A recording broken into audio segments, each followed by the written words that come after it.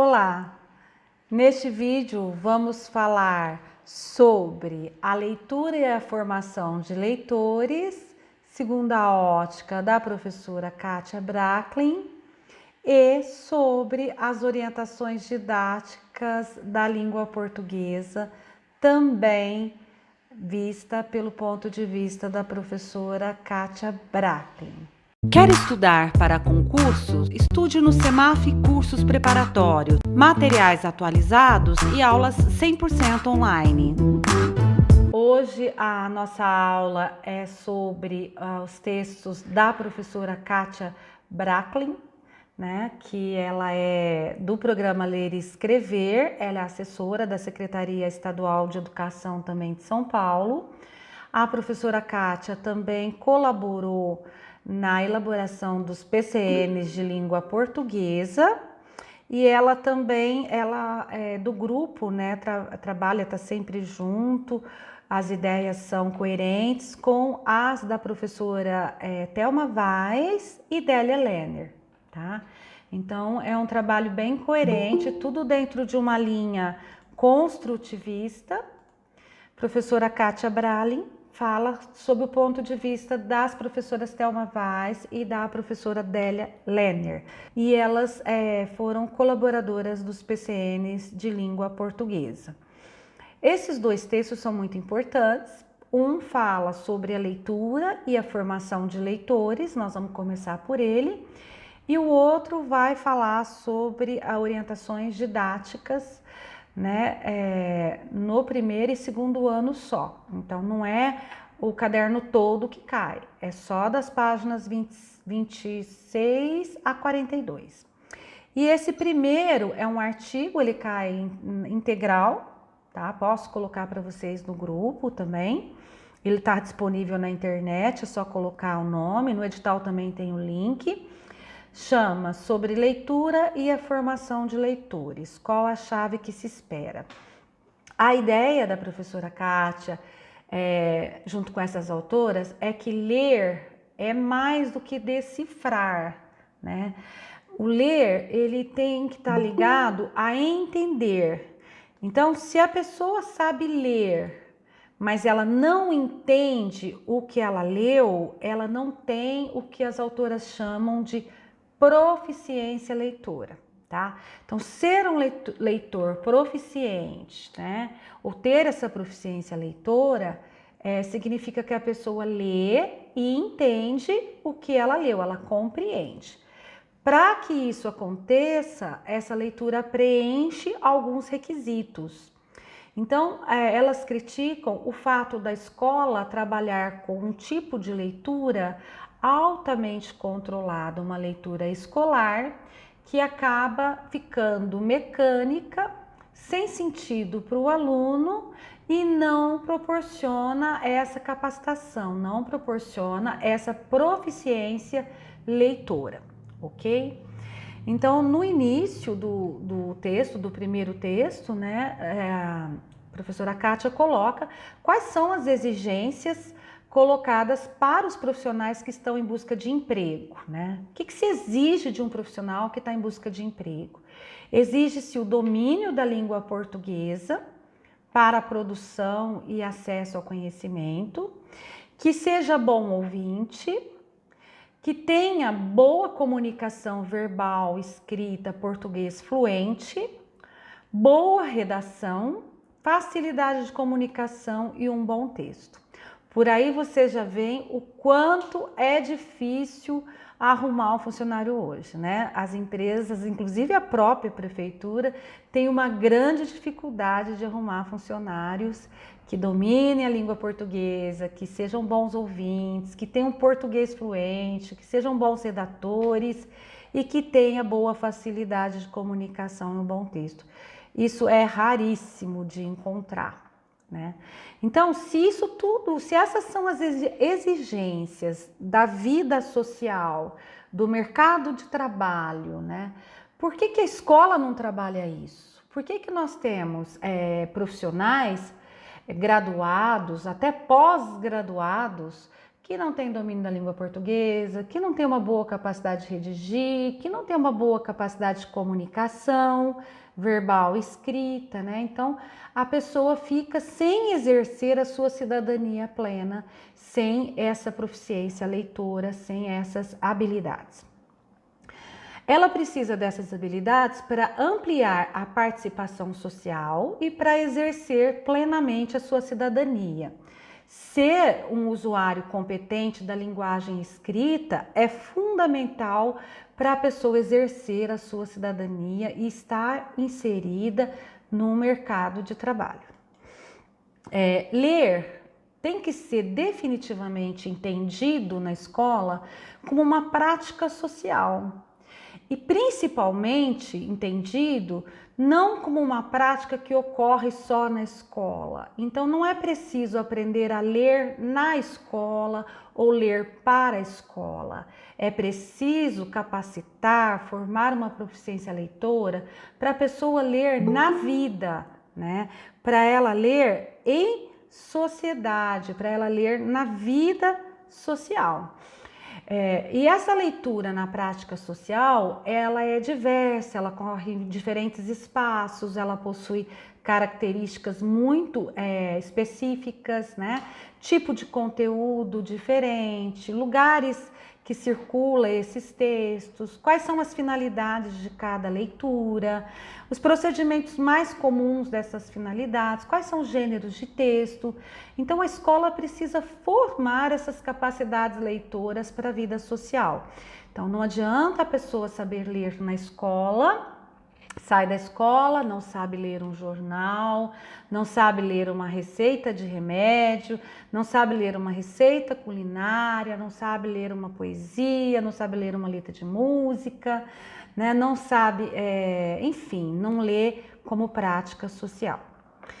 Enquanto prática social, a leitura também é histórica, né? Por quê? Porque ela vai mudando com o decorrer do tempo. Por exemplo, se a gente vai ler um conto de fadas, ou um conto de fadas, ou uma história, uma literatura, alguma coisa que tenha lobisomem, fadas, bruxas, né? A gente não pode ler como se fosse hoje, isso é tudo mentira, isso não existe, não. A leitura, ela tem que ser contextualizada, né? Então, se na época que foi produzido aquele texto, as pessoas acreditavam em bruxas, né? Então, aquilo é uma característica de um texto histórico, de um texto da época. Então, o texto, ele tem que ser individualizado, ele tem que ser contextualizado e principalmente entendido como um texto histórico, dependendo da época, de quando, qual contexto, para quem ele foi escrito, ok? Então, ler é, ao mesmo tempo, uma experiência individual e única, né? É um processo pessoal, eu leio, eu entendo, eu processo sentidos, mas ao mesmo tempo que a leitura é um processo individual único, a leitura também é uma experiência interpessoal e dialógica, nesse sentido que ela é histórica, que ela é cultural, né? Nós lemos sozinhos, lemos para nós, mas nós também lemos para viver em sociedade, nós também lemos para entender o mundo, para entender a sociedade. Por isso que ela é ao mesmo tempo individual e ao mesmo tempo interpessoal e dialógica, pois os sentidos situam no espaço entre o texto e o leitor. Quando um texto é produzido, alguns sentidos são pretendidos pelo autor, decorrentes da forma de compreender o mundo constituída naquele momento histórico e específico de uma determinada cultura. Como eu dei o exemplo agora, né, de fadas, de bruxas, de gnomos, como que era a história entendida naquele momento? As palavras, elas são constituídas por um significado. O significado, ele é estável. Se eu digo uma cadeira, é um significado estável. Uma cadeira é uma cadeira, certo? Para mim ou para qualquer outra pessoa. Mas esse significado, ele também vai ter um significante, né? Então, eu assisti uma palestra da professora Kátia e que ela explica assim a situação. Se eu falo, por exemplo, uma cadeira de dentista, né? O significado da cadeira do dentista para uma pessoa que vai normalmente no dentista, relaxa, deita, tem uns que até dormem, né? Conversa, dá uma paradinha, tem um sentido. Se eu falo cadeira de dentista para uma pessoa que foi tratar um canal e ficou 2 horas lá sem anestesia tratando esse canal, tem outro sentido. Se for para uma criança cujos pais são dentistas e eles levam ela lá para ver, para conhecer o lugar, é um outro sentido. Se for uma criança também, filhos de pais dentistas, cujos pais não dão atenção a ela por conta do trabalho que exerce, é outro sentido. Então, as palavras podem ter o mesmo significado, mas não significa a mesma coisa de uma pessoa para outra, de uma situação para outra, tá? Então, por isso, é aí que a gente tem que entender o quanto são importantes as experiências escolares. As palavras são constituídas por um significado estável, mas também por um conjunto de sentidos. Por isso que a gente fala que o currículo, ele é formado pelas experiências, pelos saberes, articulados com o conhecimento historicamente acumulado. Cada pessoa tem uma experiência única e essa experiência pessoal, ela vai interferir na construção dos sentidos, ok? Então, o que precisa? Não é só ler, precisa se conversar sobre o texto que está lendo. A roda de leitores, por exemplo, é uma situação na qual a professora ela faz essa sondagem, né? O que a pessoa sabe sobre aquele texto, sobre aquele assunto, buscando resgatar as experiências, os saberes para a construção de sentidos do texto para o aluno. E aí, nesse processo de construção de sentidos, quanto mais elementos de explicação eu coloco, melhor. Então, por exemplo, não se deve escolher um livro pela capa, pela qualidade das gravuras, não se escolhe um livro por isso, mas isso também pode ser importante destacar. Destacar quem é o autor, em que contexto ele produziu aquele livro, qual a situação, quando. Então, quanto mais elementos eu coloco nessa experiência, mais sentido faz essa leitura coletivamente, ok? Uma palavra nunca será a mesma para diferentes pessoas, embora possa ser compreendida no que tem de generalizável, como o exemplo que eu dei, cadeira. Se a gente pensar só cadeira, todo mundo vai entender que é um lugar onde se senta, né? Mas ela é pessoal para cada um de acordo com a experiência de vida que a pessoa tem. Então a leitura, ela é ao mesmo tempo pessoal, única, mas ela também é dialógica, pois os sentidos de um texto, ao mesmo tempo que são resultado de um processo pessoal e intransferível, dialogam inevitavelmente com o autor, com o horizonte cultural do momento de sua produção. Por isso é importante falar sobre o texto, promover as rodas de leitura, as rodas de leitores, descobrir qual experiência o aluno tem com relação ao assunto daquele texto. Toda a busca é em dar sentido e não ser uma leitura mecânica. O letramento configura-se como um processo de de apropriação dos usos de leitura e da escrita nas diferentes práticas sociais. Um leitor competente é aquele que usa a linguagem escrita, mas usa a linguagem escrita em diferentes situações. Eu posso ler para me divertir, eu posso ler para pesquisar, eu posso ler para me informar, enfim, por diferentes objetivos, né? Em diferentes circunstâncias de comunicação. É aquele que se apropriou das estratégias e dos procedimentos de leitura característico das diferentes práticas sociais das quais participa. Então, por exemplo, se eu vou ler para estudar, né, quais são as estratégias melhor de uma leitura para o estudo?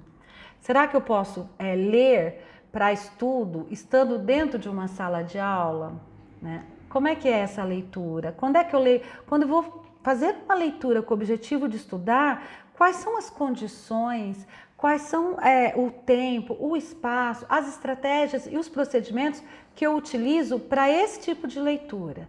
Com certeza não são as mesmas estratégias e procedimentos que eu utilizo para ler um jornal ou uma revista que a gente pode ler até no banheiro, né? Então é muito importante a gente definir quais são as estratégias, quais são os objetivos para os diferentes tipos de leitura que nós convivemos na nossa vida. A estratégia de leitura, as estratégias de leitura referem-se à capacidade, primeiro, de ativar o conhecimento prévio que temos. Por isso que a gente fala, interpretação de texto, você precisa ter familiaridade com aquele assunto. Quanto mais você conhecer sobre o assunto, mais fácil para você fazer a interpretação de texto. Então, qual o conhecimento prévio que eu tenho, por exemplo, sobre a alfabetização, sobre o ECA, sobre os assuntos que estão em pauta ultimamente, o homeschooling, a questão da pandemia, qual a familiaridade que eu tenho com esses assuntos? Então, pode ocorrer, por exemplo, uma pessoa numa circunstância de prova, ela ter que interpretar um texto de um assunto que ela simplesmente não quis tomar conhecimento, ela não viu revistas, não viu notícias, ela não tem familiaridade com aquele assunto. Por isso que a gente não pode se isolar do mundo como às vezes nós temos vontade, né, de isolar. A gente não pode, porque a gente precisa entender o mundo que nós vivemos. Essa é uma condição mínima para viver bem. Também é uma estratégia de leitura anteciparmos informações que podem estar contidas no texto lido, né? São as antecipações, o que vem depois. É a mesma coisa quando nós assistimos um filme, quando a gente assiste muita comédia, ou muito suspense, né, ou muito romance, já se sabe o que vem depois, né? Ah, já sei o final, já sei o que vai acontecer, já sei o que vai acontecer agora. Então, por exemplo, se eu estou assistindo um romance, espera-se que os personagens que se casem no final, que sejam felizes para sempre, que são as características de um romance. Se eu estou assistindo uma comédia, dependendo do tipo de comédia, espera-se que dê tudo errado, né? E que tenha todas aquelas características desse gênero. O suspense é a mesma coisa, o terror é a mesma coisa. Essas antecipações também são possíveis mediante a nossa experiência leitora, assim como a nossa experiência como cinéfilos, né? Quando a gente assiste muito filme de um determinado gênero. Também é uma estratégia leitora realizarmos inferências quando lemos, quer dizer, ir além das palavras, é o ler nas entrelinhas, né? E esse ler nas entrelinhas depende muito do conhecimento de mundo que a pessoa tem, ok? De localizarmos informações presentes no texto, de conferirmos as inferências e antecipações ao longo do processamento do texto, de forma a podermos validá-las ou não, de irmos sintetizando as informações do trecho do texto. Um bom exercício para quem estuda é ler e escrever, sintetizando já em menos palavras, né? Traduzindo, às vezes, um parágrafo de 5 ou 6 linhas em 2, 3. Isso também é um bom exercício, uma boa estratégia leitora. Outra estratégia, estabelecermos relações entre os diferentes segmentos do texto ou estabelecermos relações entre tudo que o texto nos diz e o que os outros textos já nos disseram, e o que sabemos da vida, do mundo e das pessoas, ok? Também são procedimentos de leitura. A leitura integral, fazer a leitura integral, que é uma leitura sequenciada, extensiva de um texto. Temos ainda a leitura inspecional, que é quando se utilizam expedientes de escolha de texto para uma leitura posterior. Então, vou selecionar antes aquilo que eu vou ler. Uma leitura tópica. Eu quero essa informação, por exemplo. Às vezes eu leio uma prova inteira, mas eu quero uma questão sobre leitura, sobre alfabetização. Então é uma leitura tópica, porque ela vai identificar informações pontuais no texto. Hoje a internet facilita muito isso, que você pode dar uma busca, né, no próprio documento digital. Não precisa localizar verbetes em um dicionário ou uma enciclopédia, a gente quase não usa mais esse procedimento, né? A leitura de revisão, para identificar e corrigir no texto dado determinadas inadequações em relação a uma referência estabelecida. E a leitura item a item para realizar uma tarefa segundo comandos que pressupõem uma ordenação necessária. Por exemplo, vou seguir um manual, né? Então, comprei um aparelho e tem que seguir o manual. O que você faz agora? Abre a embalagem, agora cola essa peça na outra, que você vai lá item a item, termo a termo. A leitura expressiva, que a autora não identifica no texto, não dá muito detalhes, ela só cita a leitura expressiva. Estratégias de leitura, então. Ativação de conhecimento prévio, seleção de informações, realização de inferências, que são a capacidade de pensar no que pode vir depois, antecipar informações, localizar informações no texto, verificar se as suas deduções, se as suas inferências, elas realmente ocorreram, articular índices textuais e contextuais, o texto com contexto, e redução de informação semântica, que é o resumo, a síntese, e construindo e generalizando informações. Além disso, nesse mesmo texto, a autora traz para nós modalidades didáticas fundamentais com relação à leitura. A primeira delas é a leitura colaborativa, que é uma leitura em que professor e alunos realizam paulatinamente, pouco a pouco, em conjunto, uma prática fundamental para a explicitação das estratégias e procedimentos que um leitor proficiente utiliza. A leitura programada, que é a leitura que serve para ampliação da proficiência leitora, sobretudo no que se refere à extensão dos textos trabalhados ou a seleção de textos ou livros mais complexos. Nela, o professor divide o texto em trechos que serão lidos um a um, autonomamente e depois comentados em sala através de uma discussão coletiva, né? Sempre esse processo de uma leitura individual e dialógica, e coletiva, dialógica e interpessoal. A leitura em voz alta feita pelo professor também é uma modalidade didática, né? A leitura recomendada principalmente para a classe de alunos não alfabetizados, como uma possibilidade de aprendizagem da linguagem escrita, antes mesmo que tenham compreendido o sistema. A leitura autônoma, que é aquela que o aluno realiza individualmente a partir de um texto indicado pelo professor. É uma modalidade didática que possibilita o professor verificar qual a aprendizagem realizada pelo aluno. A leitura de escolha pessoal, que é uma leitura de livre escolha. O aluno seleciona o que quer ler, realiza a leitura individualmente e depois apresenta sua apreciação para os demais colegas.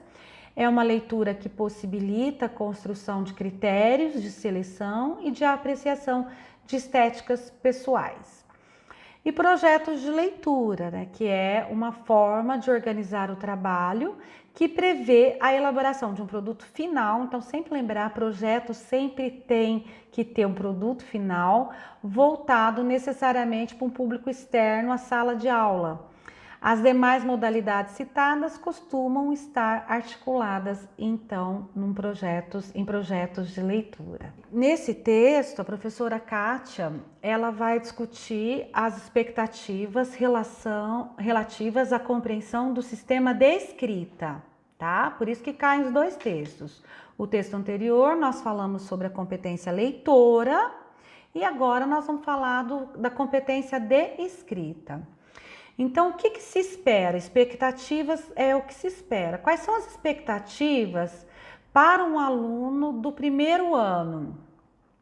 Primeiro, compreender o funcionamento alfabético do sistema de escrita, ainda que escrevam com algumas falhas no valor sonoro convencional, e escrever alfabeticamente textos que se costuma saber falar de cor. tais como parlendas, adivinhas, quadrinhas, canções, trava-línguas, entre outros, assim que escrevam com algumas falhas no valor sonoro convencional. No segundo ano, a expectativa é que o aluno compreenda o funcionamento alfabético dos sistemas de escrita, ainda que com alguns erros ortográficos, e que ele escreva alfabeticamente textos que se costuma saber falar de cor, tais como parlendas, adivinhas, quadrinhas, canções, trava-línguas, entre outros, ainda que com alguns erros ortográficos. Então, o que muda aqui, ó? No primeiro ano, espera-se que ele compreenda o funcionamento alfabético, mas com algumas falhas no valor sonoro convencional. Ou que ele escreva alfabeticamente textos que ele costuma saber falar de cor, também com algumas falhas no valor sonoro convencional. No segundo ano, espera-se então que ele já superou essas falhas no valor sonoro convencional e que ele compreenda o funcionamento alfabético, porém, mesmo que ele tenha alguns erros ortográficos, ok? Ou que ele escreva alfabeticamente textos que costuma falar de cor, mas ainda que com alguns erros ortográficos. Então aqui a gente precisa entender definitivamente a distinção entre estar alfabetizado, em compreender a linguagem, e estar ortográfico, ok? Então lembrem-se, a ortografia não deve ocupar o primeiro lugar. A ortografia, ela é importante, mas ela não pode ocupar o primeiro lugar, não pode ser de saída. Então, não fica exigindo que o aluno escreva ortograficamente correto nem no primeiro, nem no segundo ano. Porque o sistema de compreensão da escrita vai além da ortografia, já que a nossa língua, muitas palavras pronuncia o som da mesma forma, mas escreve diferente, tá? Então, vou dar alguns exemplos aqui, que são os exemplos que a autora utilizou no texto. Por quê? Se cair na prova, vai cair exatamente esses exemplos. Eles só podem tirar a pergunta desse texto. Então, eu estou utilizando os mesmos exemplos dela, ok? E o que se entende por valor sonoro das letras? Para começar, é importante retomar a ideia de valor sonoro, tão utilizada por todos no processo de interpretação analítica de escritas. Essa ideia corresponde ao som que uma letra representa quando se lê em voz alta uma palavra, né? Então, quando fala silábica com valor sonoro, né? Quando ele está escrevendo, ele está interpretando, ele começa o processo de consciência fonológica entre som e sílaba, ok? Ou som e letra. Afirmam os linguistas, em especial quando se trata de uma análise fonológica, que esse som é o que provoca distinções semânticas entre as palavras, ou seja, diferenças de sentido entre elas. Por exemplo, mala, cala, tala, fala, folha, bolha, rolha, pata, bata, mata e nata. Então, uma letra, né, muda o significado, a semântica da palavra, ok? Letra e fonema não são a mesma coisa. Vamos grifar isso aí, se não está grifado na apostilinha de vocês. Letra é representação gráfica do som e fonema é um elemento acústico, é a menor unidade de som de uma palavra que pode ou não corresponder a uma sílaba. Então, nós temos a correspondência som, sílaba, e depois nós temos a correspondência som, fonema, letra. Por exemplo, escrevemos a palavra fixo com 4 letras, mas pronunciamos com 5 fonemas. A gente fala fixo, certo? E só escrevemos com 4 letras. Escrevemos aquela com 6 letras, mas pronunciamos 5, aquela. Escrevemos casa e cego, mas pronunciamos casa e cego, né? Escrevemos nata e anta, mas o N é um fonema apenas no primeiro exemplo. Em anta, o N não é um fonema, né? O fonema é AN, representado na escrita pelas letras A e N. No processo de alfabetização, costumamos dizer que cada letra possui um valor sonoro.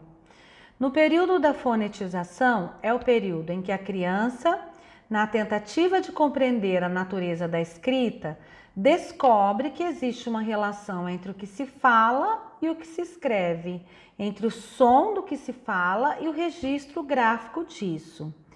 Para compreender a natureza dessa relação, a criança vai elaborando diferentes ideias. A autora, gente, observem que ela chama atenção para a palavrinha compreender, tá? Porque na prática escolar, muitas vezes a professora faz com que o aluno repita até que ele acerte a correspondência som-letra. Mas essas autoras, elas defendem a compreensão, o significado e não a mera repetição. Então, para compreender a natureza dessa relação, a criança vai elaborando diferentes ideias. Ela passa por determinadas fases, ok? Por determinadas hipóteses. Então, a primeira delas, que se registra graficamente cada uma das emissões sonoras de uma palavra. Primeiramente vem as sílabas, e ela pensa que cada sílaba corresponde a uma marca gráfica, então é normal ela escrever uma letra para representar uma sílaba num primeiro momento. Depois, que não se registra cada emissão sonora aleatoriamente, mas com marcas específicas, então aí ela vai a entender a correspondência entre som e letra, primeiro som, fonema e sílaba, depois som e letra. C, que essa regularidade está relacionada ao valor sonoro convencionado para cada letra.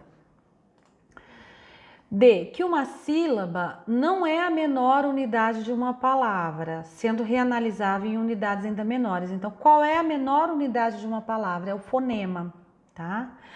Que as marcas gráficas, as letras, devem, na verdade, corresponder aos fonemas realizados em cada emissão sonora. Que uma sílaba pode ser registrada com 1, 2, 3, 4 e até 5 letras. Que o registro das letras acontece em uma ordem determinada e não aleatoriamente. Que um fonema pode corresponder a mais de uma letra, como em antes, quando o AN corresponde a um só fonema, embora eu escreva com 2 letras, A e N, mas ele só fala uma vez, só fala o AN, né? Que uma letra pode corresponder a mais de um fonema, como por exemplo em fixo, quando o X corresponde ao K e o S, que a regularidade de registro antes identificada, ou seja, que a ideia de corresponder cada fonema a uma única letra possui exceções e essas exceções são definidas e controladas pela ortografia.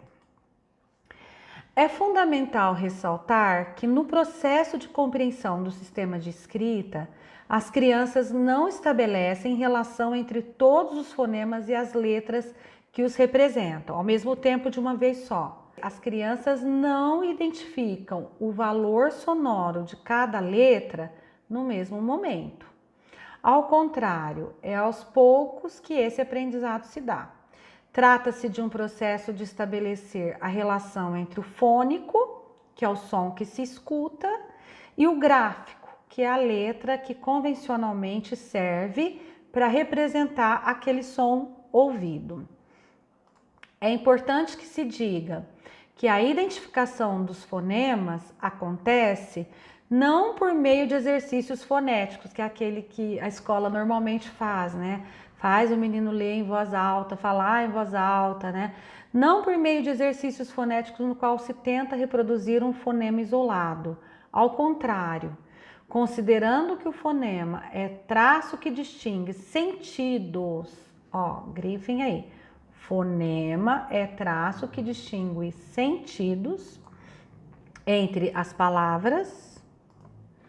É o processo de escrita efetiva, quer dizer, a escrita de palavras de uma lista, de textos que se conhece de cor, do nome próprio, nome de amigos, nome de familiares, por exemplo, que a identificação dos fonemas vai acontecendo e vai se tornando possível. Então, é muito normal a criança aprender a identificar primeiro as palavras que começam com a mesma letra do próprio nome. Ela vai utilizar primeiro as letras que ela conhece para as outras, para formar novas palavras.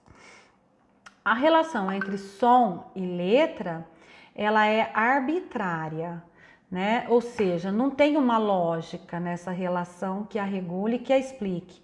Então, não há um princípio geral a ser elaborado, mas uma correspondência a ser estabelecida entre desenho e som. Desenho aqui é o registro gráfico e o som.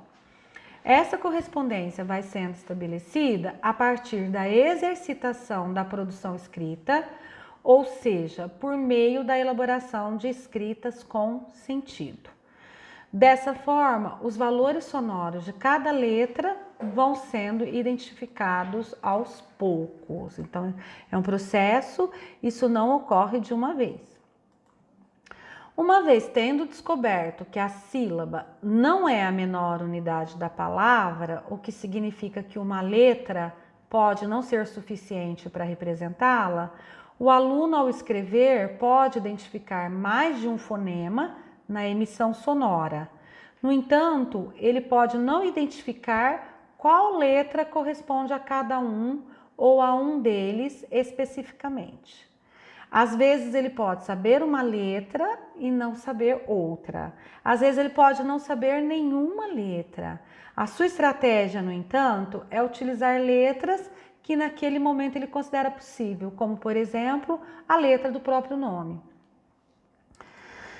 A ortografia no processo de compreensão do sistema de escrita, né? A partir do que foi discutido, né, da compreensão do sistema de escrita, podemos dizer que o fonema é a menor parte de uma emissão sonora quando se fala uma palavra. Nas escritas alfabéticas, o princípio geral é a correspondência entre som, fonema e letra, grafema. No entanto, em língua portuguesa, nem sempre essa correspondência é biunívoca, ou seja, nem sempre uma única letra corresponde a um único som. E nem sempre um som é representado pela mesma letra, sempre. Ao contrário, temos as seguintes situações. Uma mesma letra pode representar sons diferenciados, como próximo, exame, caixa. B. Letras diferentes podem corresponder ao mesmo som, seco, cedo, laço, próximo. Uma letra pode representar mais de um som, como por exemplo a palavra fixo, que pronunciamos fixo. A letra que não tem som nenhum, como por exemplo, em muitos casos do H, né? Ora, o H não tem som, né? Certos sons são representados por uma só letra ou por duas, por exemplo, xícara, som do X com uma letra só. Chinelo, o mesmo som, duas letras que se escreve com CH. Gato, guitarra, rabo e carro, né? Isso nos mostra que a nossa escrita, ela é mais do que alfabética, ela é ortográfica. Ou seja, vamos grifar? A correspondência entre som e letra é, portanto, ortográfica. Se o aluno escreve mesa para mesa, escreveu mesa com Z, ou caja para caixa, ou chinelo para chinelo, a questão que se coloca para esse aluno não é se ele está alfabético ou não, é uma questão ortográfica. Então aqui a gente vê uma separação entre estar alfabetizado e estar ortográfico. Trata-se de uma situação em que se registra o fonema com uma letra possível para ele, mas não é a correta na língua. Então aí nós temos uma questão ortográfica, ok? Nesse sentido, podemos dizer que a diferença entre registrar um fonema com a letra correta ou possível para ele na língua e registrar um fonema com uma letra incorreta e impossível na língua para aquela situação é a seguinte: no caso do uso de uma letra incorreta para um fonema, não houve a compreensão da correspondência entre som e possibilidades de registro autorizadas pela língua, ou seja, não houve a identificação da letra correta para representar o fonema respectivo. Já na situação em que se registra o fonema com uma letra possível, mas não é a letra correta na língua, temos uma questão ortográfica, que é quase a mesma coisa, né, que a gente leu. O trabalho na linguagem oral precisa ser compreendido não como um exercício indiscriminado de fala, com a qual comumente se almeja que o aluno aprenda a sua vez de falar, respeite a vez do colega, fale em voz alta e clara e de maneira bem articulada, mas como prática que supõe organizar discursos orais em diferentes situações de comunicação e que requer a organização desses discursos em gêneros típicos do oral. Então, assim, não fazer a leitura em voz alta pela leitura em voz alta, pela necessidade de controle da escola, mas utilizar a leitura em voz alta em situações que ela será necessária na vida social. Por exemplo, se a pessoa vai participar de uma entrevista de emprego, ela pode ter que ler em voz alta, é uma situação. Se a pessoa vai ter que fazer uma apresentação, um discurso de formatura ou qualquer outro, ela vai precisar da linguagem oral. Então, é preciso que o professor construa situações de utilização da linguagem oral, mas não da sua utilização na escola, mas da sua utilização na vida enquanto prática social, em possíveis situações nas quais ele vai ter que realizar essa linguagem oral. Entre os gêneros priorizados para os anos iniciais estão a recomendação literária oral, típica, por exemplo, de uma roda de leitores, né? Ou a exposição de conteúdo de estudo e pesquisa, típica de seminários e discussões coletivas de estudo, a apresentação de opiniões, típica de debates e mesas redondas, e é fundamental considerar que a relação que se estabelece entre aluno e escola, em especial nos anos iniciais de escolaridade, é, vamos grifar, predominantemente realizada por meio da linguagem oral. Então, o aluno fala antes de escrever. E o que a escola faz? Fica quieto, menino. Fala, espera a sua vez de falar. Ela acaba interferindo negativamente na compreensão da escrita e da leitura desse menino. O ensino da linguagem oral, ele tem que ser, vamos grifar, intencional. Quer dizer, é preciso que o professor planeje situações nas quais ele vai ensinar essa linguagem oral, tá? Ou seja, tem que ter aspecto do conteúdo de linguagem oral para ser tornado como objeto de ensino. Por exemplo, organizar uma apresentação oral de estudo, elaborando um roteiro de apresentação e selecionando materiais de apoio, que podem, inclusive, serem escritos, participar de um debate, o que vai requerer preparação da sua arguição e argumentação a partir do estudo do tema, apresentar a apreciação de uma obra literária lida, o que requer selecionar os aspectos que vai abordar e os critérios de análise utilizados. Aspectos cuja compreensão é imprescindível para o desenvolvimento de um trabalho correto e adequado com a linguagem oral. Primeiro, reconto, na perspectiva de ensino colocada, é um recurso para o ensino da linguagem escrita e não da linguagem oral. Reconta-se tal como escrito no livro, como se estivesse lendo, ou seja, o foco é a linguagem escrita, a apropriação de léxico empregado no texto, conhecimento e apropriação de articuladores que estabelecem relações entre as partes do enunciado. Reconta-se também para recuperar os episódios da história ouvida e para discutir a ordem em que se apresentam na história, ou seja, para tematizar aspectos da organização do discurso escrito. Então, o reconto não é contar a história novamente, não é um recurso que é utilizado na linguagem oral, mas é um recurso utilizado para o ensino da linguagem escrita. Ler em voz alta não constitui um exercício de linguagem oral também, mas é um exercício de colocar som num texto grafado e organizado em linguagem escrita também. Então, não se trata, portanto, nem de produção, nem de escuta de discurso oral, posto que o texto lido foi produzido anteriormente por outrem e não pelo leitor, e registrado graficamente para que pudesse ser lido a posteriori. O conteúdo das rodas de leitores, apreciação estética de materiais de leitura.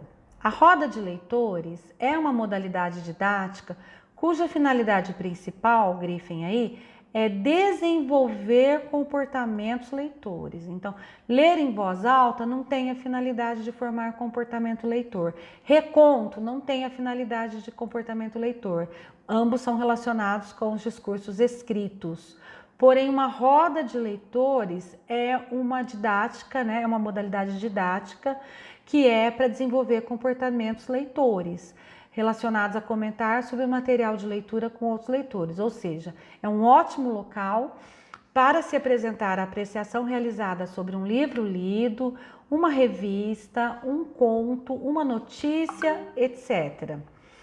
O professor precisa se colocar também na posição de leitor e, considerando uma obra que ele mesmo tenha lido, ler um trecho que ele tenha gostado, explicar por que ele gostou, se a linguagem era divertida, por exemplo, ou um trecho que ele não gostou por achar muito difícil e antipático, por exemplo. No desenvolvimento do trabalho de produção de textos, duas são as atividades principais. Aqui agora nós estamos falando de produção de textos, ok? A reescrita de textos e a produção de autoria. Na produção de um texto, é sempre determinada pelas características da situação de comunicação na qual esse texto vai circular. Destinado a que tipo de leitor? Qual a finalidade colocada para o texto? Em que espaço social ele irá circular? E também por lugar de circulação. Chamamos os espaços nos quais os discursos serão veiculados. Por exemplo, esse texto vai ser veiculado na escola, numa sala de aula, numa sala de aula da universidade, vai ser um seminário acadêmico, vai ser numa cerimônia religiosa, num clube, em reuniões de partidos políticos, numa instituição governamental, empresas, julgamento, comício, show musical, espetáculo de dança ou teatral, programa de entretenimento de canais televisivos, sites de relacionamento, entre outros. Quando se trata de uma reescrita, seja ela do texto todo ou de parte dele, o conteúdo temático já está dado, cabendo o produtor apenas retomar o conteúdo do texto ou trecho que será reescrito, incluindo-se nessa retomada a organização textual já definida, assim como as relações estabelecidas entre os episódios. Então, a parte textual tá aí, né? Eu vou interromper a gravação. Por hoje é só, pessoal. Espero que vocês tenham gostado e que aproveitem esse vídeo para estudarem mais e aprenderem mais sobre o assunto. Bons estudos a todos!